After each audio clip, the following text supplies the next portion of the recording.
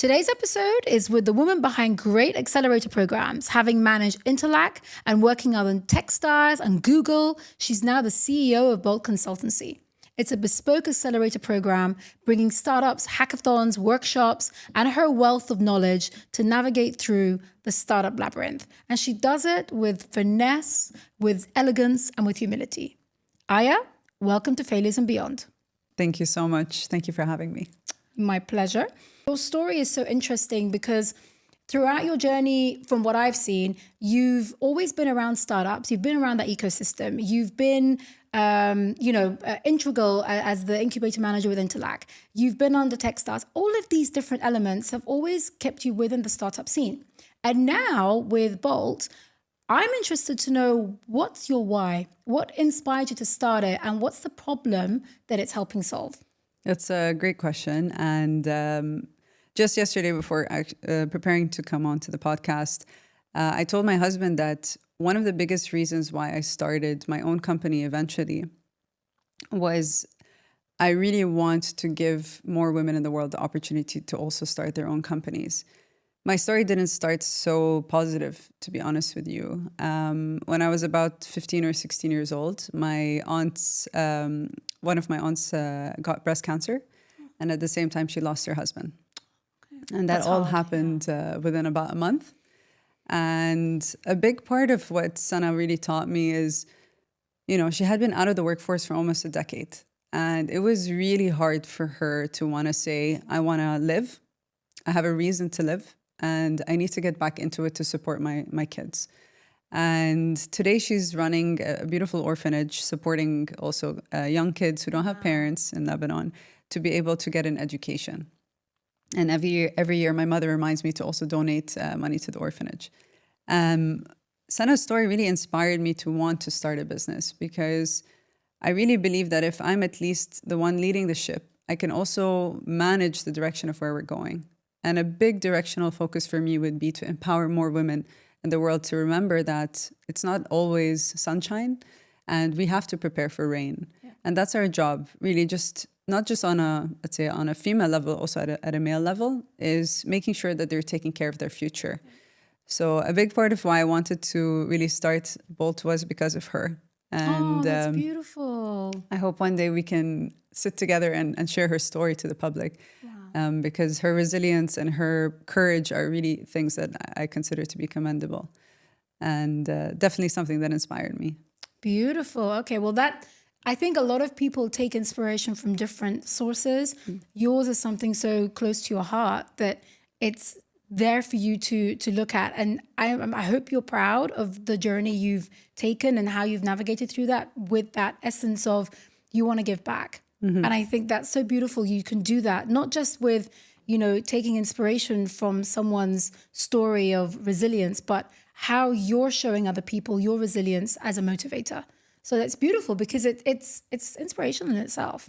Wonderful. Definitely. Wow. Okay. That was not an answer I was expecting. Really, I hope I'm not going to start getting emotional in this because I have been known to make people cry for my questions, but not me. So let's see where we go. What has been, in your opinion, your most challenging part of your entrepreneurial journey so far? I think one of the biggest challenges of starting a business is your business model, right? So if you choose to work B2C, B2B, or B2G, that I would say goes a level of courage. Yeah. And I'll explain really at starting at B2C level. If you're starting a B2C company, your biggest concern is how do you get money from consumers, right?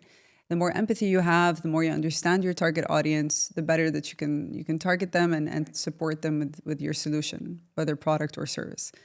When you move up to the B2B level, there's a much higher level of networking that's required.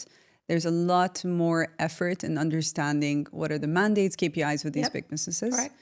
And then finally, at a government level, which a lot of people consider me to be crazy for, is, on B2G, you really have to have liquidity. Yep.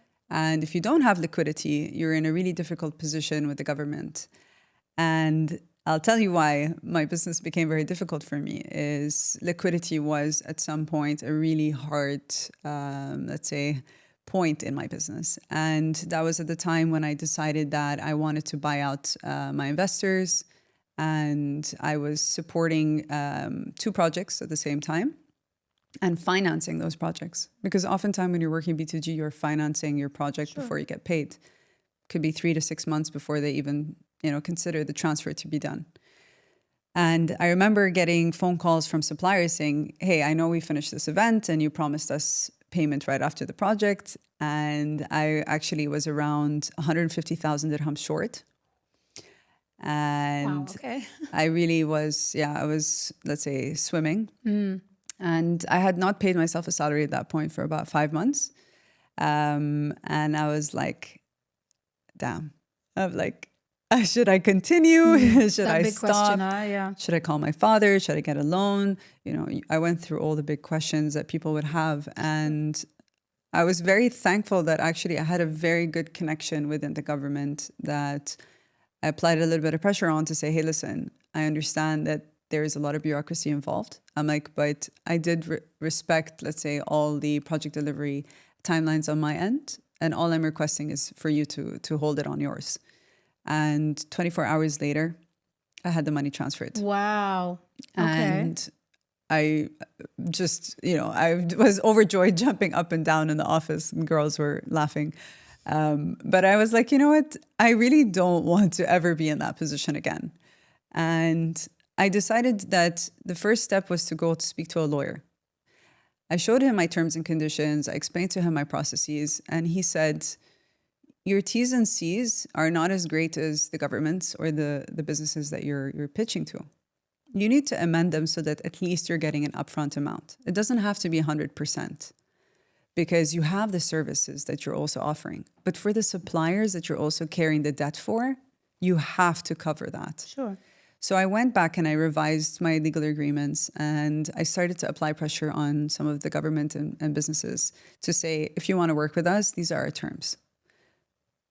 I was over the moon when they started coming back to me with, yes, no problem, we can do this for you. That's amazing. Totally different to what I've heard, by the way, and within B2G setups. But yeah, that's amazing. Yeah, I'm sure you've seen similar instances where people are like, hey, yeah, we'll pay you later. You're like, well, but the project is over. Like, 3 years later. You're like, coming soon.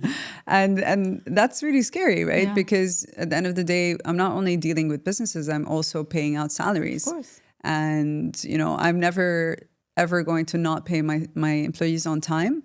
That's one huge rule of thumb that I run my business with.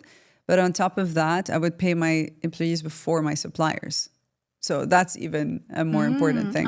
You pay your employees before you pay your suppliers. Okay, that's an interesting way of doing it. It's because at the end of the day, many suppliers will come, many clients will come, but my employees will stay. Like that. They will stay with me, and I want them to completely honor and respect the foundations as well of the business. And the only way to do that is to make sure that they know they come first. And I remind them that they do as well. So that was a huge learning curve for me, was how do I get out of the deep sea? I prayed, but we've all been there. Yeah, I had many conversations on that level.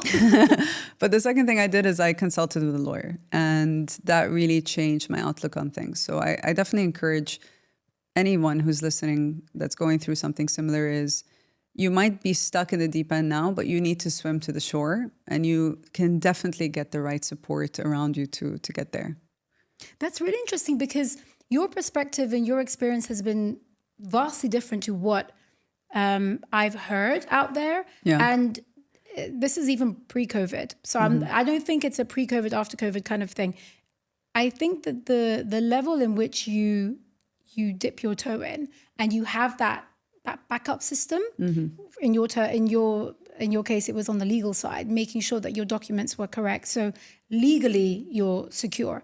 But there are instances, I think, where people have still secured every aspect within what they can do, but the client, whoever that might be, doesn't honor it. And then they're stuck in legal back and forth situation. It becomes more of a ping pong match. And they just give up. Because ultimately, I think it comes down to the point of, when do you know that, you know what's most important? I love what you said, that your employees are more of your priority than your clients. For me, I don't actually have employees. I work with freelancers. So I do project basis. Yeah. And that was a decision I made throughout the whole COVID experience. But I always pay my suppliers first before I pay myself. Yeah. And that's the same concept as what you're saying. They're always there for me. So I know that when I need something, I go to them. Totally. They know that they're going to get paid. When the client pays me is none of their concern. So I don't follow this concept of, oh, you'll get paid when I get paid. No. I will take the job on because I know I can pay you. When I get paid, it's between me and my client. And I only have chosen to work with clients who I know are secure.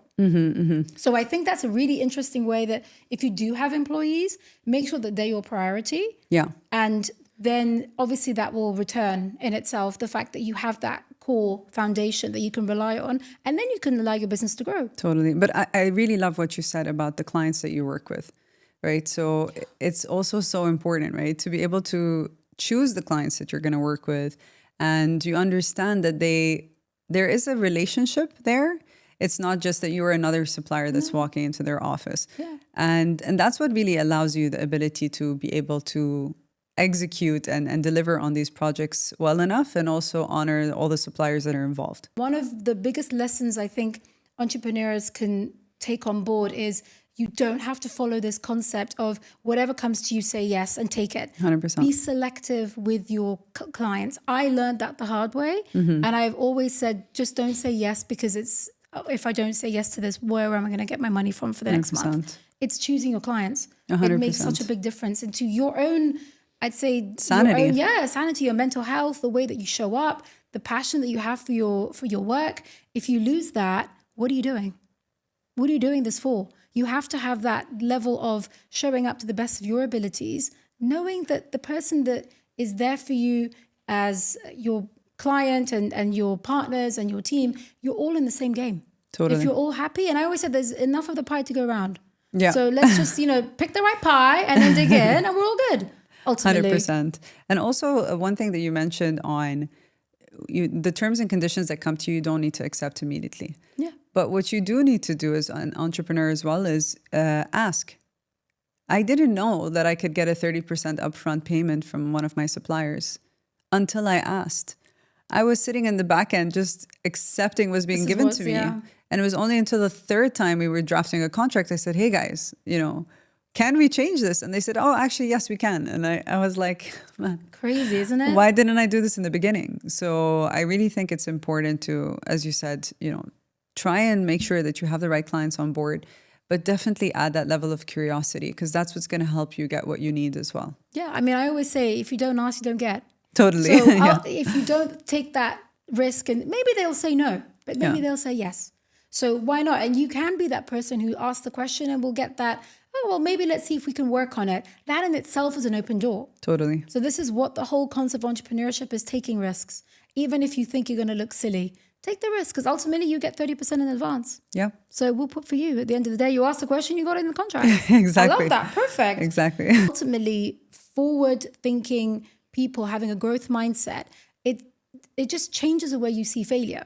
And it takes away that taboo, that shame that's attached to, I shouldn't really tell people that didn't work. I shouldn't tell them that, this whole project is completely a disaster. I put all my money in this and it just didn't work. There is a level of shame that I think if we can just put that to one side and get to the core of what was the lesson behind that failure, it really will help a lot of people. 100%. So I'd love to know what aspect of failure has helped you to move forward, in as far as, do you see it as it's a temporary glitch? Do you see it as, the quicker I fail, the more I learn? These kind of concepts, like how do you see failure in your experience? I totally agree with you that failure is learning. There's no doubt about it. When I left Interlak, I joined a prop tech company. I won't name any names for this podcast, but I had, let's say, bet all my marbles on that company that I was leaving Interlak for. And one of the, let's say, the saddest days of my life is when I got let go of that prop tech company. I went home and I was, sitting with my mom and crying on the couch. And she looked at me and was like, okay, Aya, I want you to close your eyes and remember the happiest time you were working. Oh, you had some mommy therapy right there. Okay. It has some amazing mommy therapy. And I said, Interlak. And she said, I don't want you to think about it as something you regret. I want you to think about if you can do that for other people. And God, you're giving me goosebumps. Wow, okay. And I remember thinking, you know what? I definitely understood how the system works from a legal standpoint, from an operational standpoint, from a team standpoint, from a financial standpoint. I understood so many things. We were working with B2B and B2G at Interlak. And I had seen some incredible partners and some of the most amazing leaders at a very high level. So I kind of took a step back and said, okay, you know what? I might have made the biggest mistake of my life. And that's how I phrased it to my mom, which, was very dramatic at the time, but it was exactly how I felt. And I told her, okay, you know what? I made a mistake, but I'm going to use this to fuel my next business. I want to create more accelerator programs, hackathons, innovation workshops for other partners. I'm going to just try it out and see where it goes. And I remember thinking I could feel completely ashamed that I got let go of my company. But in every circumstance that I could, I told people I got fired. I said it on stage in front of 20 people, 50 people, 200 people. I never cared. I actually was so proud that I did something so much bigger than myself. Yeah. I took on a role that was so much bigger than me. It was so much bigger than COVID, right? Was not, I would say, not as big as COVID actually, and that's really the reason why we and me and another 49 people got let go from that company is the market wasn't ready, and we were really going through a downturn. So I took that learning with me and converted shame into that true opportunity. So I'm so thankful. I got fired, because or else I would never have taken that as the courage to start my own business. So shame to opportunity, 100%. That's I love that. That's what happened. You've basically summed up what I read somewhere, and it's so true. Rejection is only a redirection. That's ultimately what it was. 100%. That you were let go, but you were redirected to what you actually are not only, ready and equipped for, but you actually had everything going for you. You just were directing it in the wrong fashion. And that was the only thing you needed to just let go from that aspect and start a new adventure. Totally. So it's amazing that you use that aspect, because a lot of people would take that opportunity and be like, well, what do I do now? Where am I going to be useful? Who's going to need me? What am I worth? And they do a lot of introspective work in the worst possible way. And you took that with a little bit of help from mum to redirect all of your energy into the next project. And that is such an incredible way to, just navigate through the whole experience of what is going on, where am I, what am I supposed to be doing, what do I want to do, what do I love to do. And now thankfully you found what that is. For sure. But I will take a step back and mention something that you also said. I didn't go straight into Bolt. I definitely shopped around to see what people were offering as positions. I went back to all my old friends that I worked with, and the market wasn't there. We were really going through a tough time with COVID, and I'm very thankful for COVID. Actually, a lot of people are like, "Oh my God, it was the worst thing ever." No, it was the best time for me too. But and it really did shape the way that we acted next in our businesses, in our lives, in our, just even towards our health. It woke up so many, let's say, sleeping dragons for people, and I'm very thankful for that as well, because it really made me choose the best decision of my life. That's amazing. Again, it goes to the testament of your perspective. You look at things as the glass half full, not in so many other ways. People have always seen this is a situation, the economy, what is happening in the world, anything it might be. They'll go from something small to something huge, and they'll use that as an excuse to just sit there and say, well, I can't possibly do it. COVID was one of those experiences. And I know for a lot of people, it really was devastating, and their businesses failed, they suffered. And I think for other people, they just took that as fuel to take some time to just figure out, what do I want to do really? and get on with it. Some of them worked, some of them didn't. And I know personally, I had a meltdown like for 3 weeks. Wow. I'm an events person. I'm a social person. I'm an extrovert. Put me in and I was with my family, thank God. So it was a blessing in that I had people around me. If I was on my own, God knows what would happen. Like I started doing these webinars just because I wanted to reach out and I miss seeing people. Like even I saw the name, I was like, oh, it's people. That's how much I had this FOMO thing going. Yeah. So COVID helped me to first of all eradicate that, thank God, but also to completely realize I love connecting to people and connecting ideas with reality. And I just started the whole events business as a marketing agency. And it just became the biggest thing I did in the last, God knows, 25 years from COVID. So I think you take that as a bad experience that you were able to reformulate and create a new path for yourself. And that's huge. That takes a lot of resilience in yourself with a lot of the curiosity to see what can be done. Totally. Well done. Well done to you. I love that. Thank you. Testshield.ae are the fastest growing UAE domain and hosting provider. Exclusive only to FabDXP subscribers, benefit from 50% discount on their hosting services by using the promo code FabDXP. Just visit testshield.ae and you can elevate your online presence.